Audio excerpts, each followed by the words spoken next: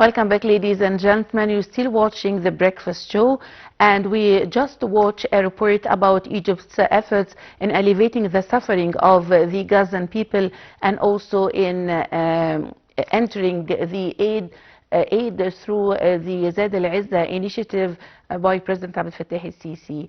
Back to our program, as we said at the beginning of our program, that we're going to talk about the recent regional developments as well as Egypt's political efforts on both regional and international levels.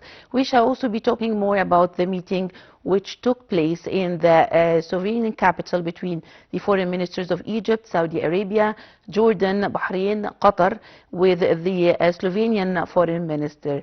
And to shed more light on this topic, we are very delighted to have with us here in the studio Ambassador Moataz Ahmadein. He is a former first assistant foreign minister, and also he was the permanent representative of Egypt in the United Nations in New York. Thank you very much, Mr. Ambassador, for coming to Nile TV today. Good morning, and thank you for having me. Thank you. Mr. Ambassador, I would like to start by asking you how important is holding this Arab-European meeting in Slovenia and the timing of that meeting? This is the joint committee of foreign ministers from the Arab League with the leader of the Arab Summit, Bahrain, and the main countries that are involved in the Israeli-Palestinian question, of course. The holding this meeting in Ljubljana has a special importance because it is in recognition of the progressive position that Slovenia has taken during the past 2 years regarding the issue of Palestine. You remember that Slovenia was a member, a non-permanent member of the Security Council. They just left in this January, of course. But in the Security Council, they co-sponsored a number of important draft resolutions regarding the conflict in Gaza. Some of them have been vetoed by the United States, but some others have passed regarding the ceasefire, regarding the peace initiative, the two-state solutions, and so on. In addition to that, Slovenia has recognized Palestine, and this is not a consensus position within the EU, so they have gone beyond the traditional European position. This is in recognition to the important role played by Slovenia, whether in the Security Council or the European Union, and of course encouraging Slovenia to continue and building upon this position that is shared within the European Union firmly by Spain, Ireland, and Belgium as well. Also, Slovenia has supported the South African case at the ICJ, the International Court of Justice, against Israel regarding the genocide. So it is a good step to encourage Slovenia and build upon these positions that, in spite of the fact that they are not the majority position within the EU, but we build upon that and we try to expand these positive positions for Palestine and the Arab questions. Yes, of course. Your Excellency, Ambassador, why it's important now, or it's a must to unify stance before the Board of Peace meeting scheduled on the 19th of February? Well, I believe that the Arab position is unified. The problem is not with unification of the Arab position, but rather with the structure of this Board of Peace. We have seen its charter, which is unbalanced, of course. It gives President Trump the upper hand in everything, including the financing, including a single veto for the President of the United States against any resolution. So this is the problem, not the unification of the Arab position, because there is a joint Arab, Islamic, and even African Union position regarding Palestine. The challenge is how to push this through the unbalanced structure of the peace board, and also how to implement the priorities of the Arabs and the Palestinians with regard to Trump's peace plan, which I consider as well unbalanced, but it was the only opportunity to slow down the genocide against our brothers in Gaza and Palestine. We don't have choices. Unfortunately, our choices are very limited, but we still can do more, And there is, after the sacrifices of our brothers in Palestine, I don't think that anything is we do is not enough to match what they have resisted and sacrificed. Mr. Ambassador, how would the meeting help in forging an international stance to boost the ceasefire in Gaza? You mean the peace board? Yes. I do not want to disappoint you, but I do not expect much from this meeting, especially because of the Israelis. The Israelis and the Americans as well. Because if we look at this meeting, it will have a parallel meeting, a fundraising for reconstruction. But be careful here, because the reconstruction that it is raising funds for is not the legitimate plan that has been prepared by Egypt in coordination with the UN, the EU, and endorsed by the Arab and Islamic Summit last March in Cairo. No, this reconstruction plan is Trump's Riviera Plus plan. This is a plan developed by an Israeli Cypriot developer called Yakir Bagai. He has been appointed as a member of the Executive Committee for Gaza within the Peace Board, and his plan was displayed during the initial meeting, the inaugural meeting of the Peace Board in Davos. And this plan is constituted by building high-rises, casinos, hotels in Gaza. And I see that there is no place in for the Palestinians there, in contradiction with the Egyptian legitimate plan, which included provisional shelter for the Palestinians, including mobile homes, and reconstructing by phases in order to shelter the Palestinians in some places and then reconstruct and moving them to the reconstructed areas. The plan that is being promoted by the Peace Board is different, but we count on the Arab members to try to push back as much as they can. We hope so. Yes, we hope so. Mr. Ambassador, I would like to ask you about the Egyptian efforts to de-escalate the tensions and preserve the ceasefire agreement so far. Egypt has no choice in this. We have been supporting the Palestinians forever. Since 1948. Exactly. No matter who is in charge in Egypt, but Egypt is supporting the Palestinians because it's a matter of brotherly support. This is one thing, but more important is the security of Egypt. It's the national security of Egypt, because Palestine, it is at our eastern border. And of course, Israel does not stop anywhere. Now they are attacking Palestinians and Lebanon, Syria, and probably shortly Iran. But they may as well attack Egypt. They have already criticized the build-up of the military capabilities of Egypt. They keep complaining to the United States about that.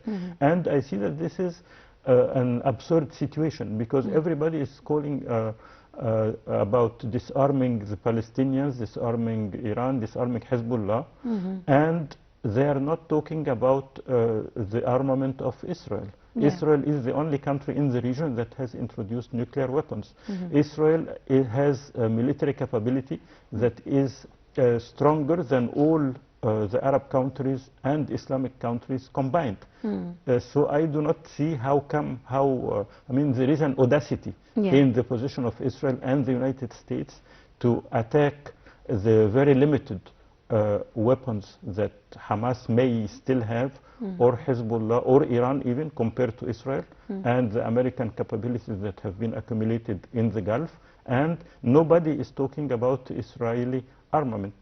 And I believe that we push back, because when I was in the foreign ministry, I worked at the United Nations in Vienna and in New York. We were pushing back. We had an annual resolution on the Israeli nuclear capabilities. So I believe that this is a point that is present in the Egyptian moves in diplomacy regarding disarmament. But again, nothing is enough compared to what the Palestinians need at this critical stage. Yeah, of course. And how important, Mr. Ambassador, is the coordination between Egypt, Saudi Arabia, Jordan, Bahrain, and Qatar regarding the Gaza crisis? It's extremely important, and this committee has been formed maybe 2 years ago, just after the 7th of October, there was a summit, a joint Arab-Islamic summit in Riyadh. And in this summit, a joint committee has been appointed by the head of the Arab Summit, the head of the OIC, Organization of Islamic Cooperation. And within each organization, there is a committee of comprised of the main countries concerned, with the rotating chair, and Saudi Arabia, of course, because Saudi Arabia still holds the chairmanship of the joint Islamic and Arab Summit. It is important, it is very important to reach out to other countries, whether in Europe, whether with the United States, or in Africa and in the Islamic countries, in order to push our positions and push back against Israeli and American positions. And in addition to that, of course, concrete measures have to be taken on the ground. We want to talk more about the Board of Peace. What about your expectations, Mr. Ambassador, for the agenda of the first meeting of the Board of Peace? So first of all, they will have this fundraising we have talked about. Yes. And another bad news is that they are going to focus on disarming you want good news, Hamas. Please. Well, unfortunately, one has to be realistic and objective. Yes. So here we'll have they might focus on disarming Hamas, as Jared Kushner, the son-in-law of President Trump, mentioned in Davos. If the reconstruction does not happen, this would be the fault of Hamas. This is the American position, which is similar to the Israeli position. This is one thing. Maybe the good news is that this plan of reconstruction is not feasible.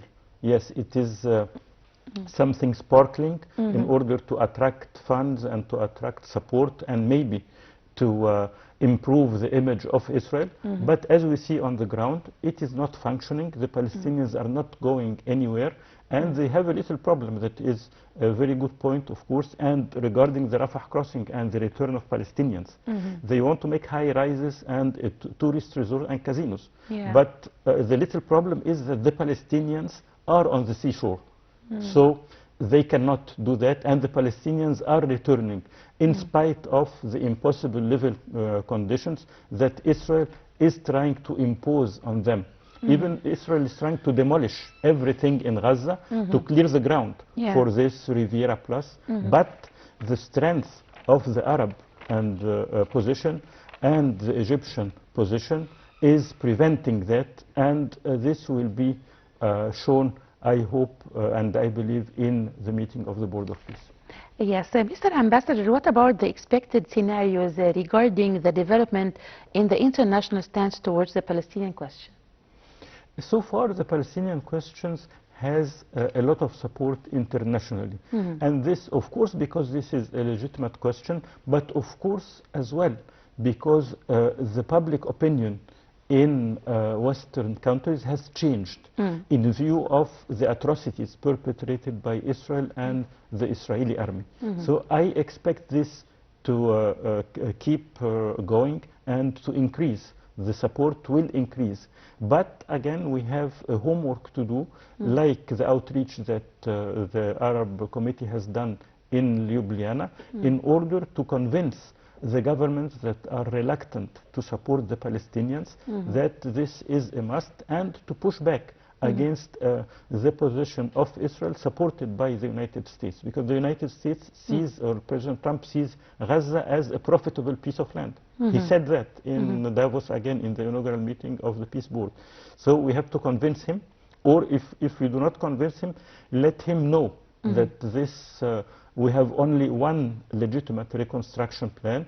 I hope that funds are not raised for his plan, but for the Egyptian plan. And by the way, Egypt has been trying to convene a fundraising for the legitimate reconstruction plan since last March, since the first ceasefire that has been adopted in January 2025 and broken by Israel with the encouragement of the United States in March. So we have to keep lobbying so that the funds are directed to the Egyptian Arab Mr. Ambassador, plan. can you please make a quick comparison between the Egyptian plan and the Board of Peace plan?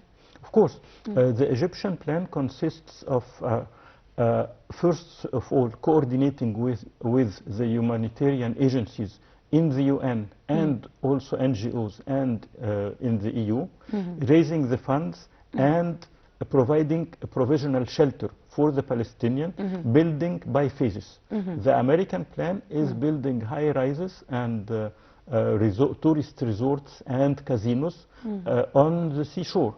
In this plan, the American plan, I do not see a place for the Palestinians. While in the Arab-Egyptian plan, we build by phases, and people will get back to their homes after they are reconstructed and refurbished. I mean, reconstructed because everything is demolished now.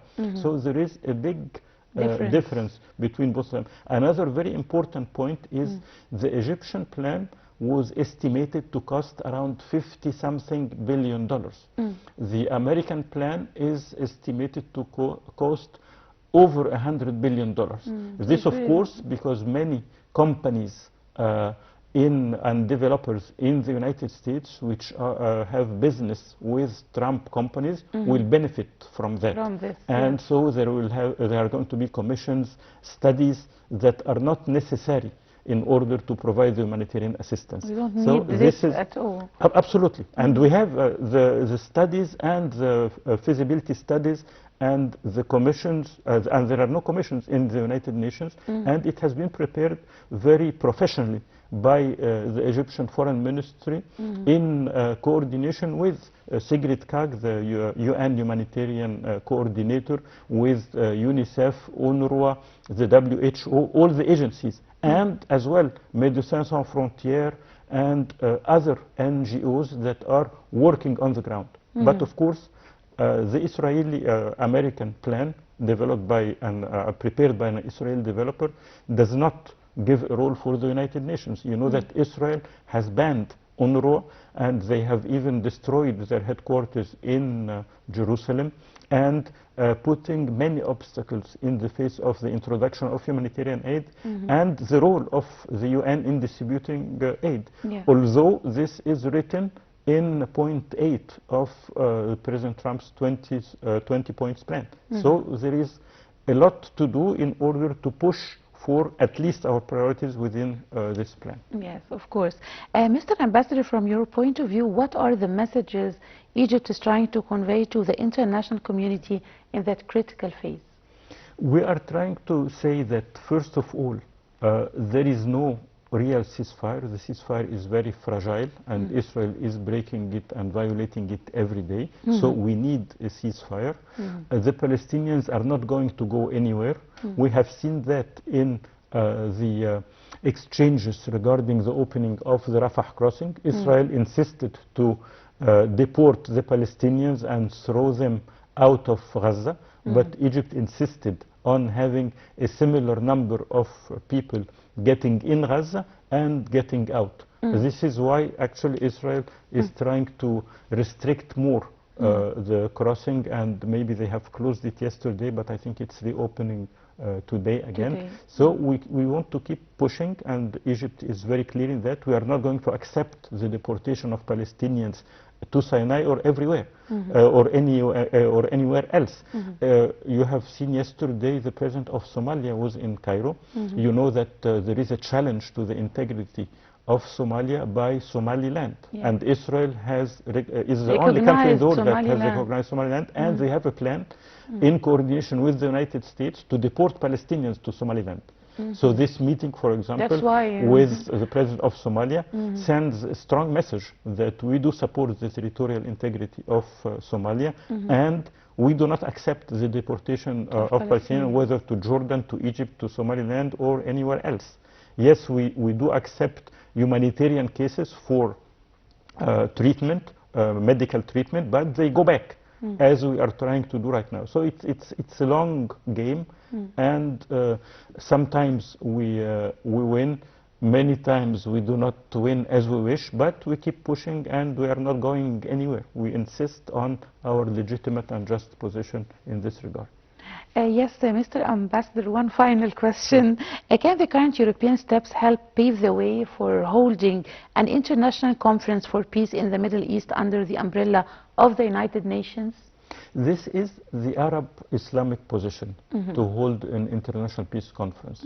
But to be honest, it is not on the agenda neither of the United States nor Israel nor the European Union. But again, meetings like the one in Ljubljana, meetings with the European Union, as we have seen many in the past 2 years, may help to promote this idea. But it's a long shot, of course, because the situation on the ground is a little bit different. But again, as much as we put pressure on Israel and the United States by concrete measures, maybe things can move on a little bit. We hope so. Mr. Ambassador Moataz Ahmadein, the permanent representative of Egypt in the United Nations in New York, thank you very much for coming to Nile TV International. Thank you. Thank you, Mr. Ambassador. Well, ladies and gentlemen, now we're going to watch a report about the meeting between President Abdel Fattah el-Sisi and his Somali counterpart, Sheikh Hassan Sheikh Mahmoud, in Cairo on Sunday. Let's watch. President Abdel Fattah el-Sisi received Somali President Hassan Sheikh Mahmoud in Cairo on Sunday. In a statement, the presidency said the meeting focuses on bilateral ties and issues of mutual concern. It said means of boosting economic and trade ties helped the agenda of the talks. It said that during the meeting, el-Sisi said Egypt plans to dispatch a medical convoy to Somalia with doctors in multiple specialities. During the talks, regional developments in the Red Sea and Horn of Africa were also high on the agenda of the talks. El-Sisi reiterated Cairo's historical stance in support of the unity of Somali's land. He stressed rejection to any measures that threaten the stability and security of Somalia and the Horn of Africa region. He also said the talks stressed the importance of Egypt's participation in the African Union mission in Somali, AMISOM. He also stressed Cairo's support for the Somali side in the training fields within the activities of the Egyptian Agency of Development in Africa. He added the security of the Red Sea and Horn of Africa region is the direct and exclusive responsibility of neighboring coastal states. He said that Egypt will continue with its efforts to preserve the security and stability of Somalia, the Red Sea and the Horn of Africa region. For his part, the Somali president said that Mogadishu will always be grateful for Egypt's efforts to preserve the security and stability of Somaliland. He said the talks reflected the depth and strength of the two countries, and he also added the meeting reflected the genuine by the two sides to achieve peace and security in the Horn of Africa. And the Somali president said the Israeli recognition of a separatist Somaliland region is against international law. Well, ladies and gentlemen, this brings us to the end of our breakfast show. Thanks for watching, and please stay tuned for more to come on Nile TV International.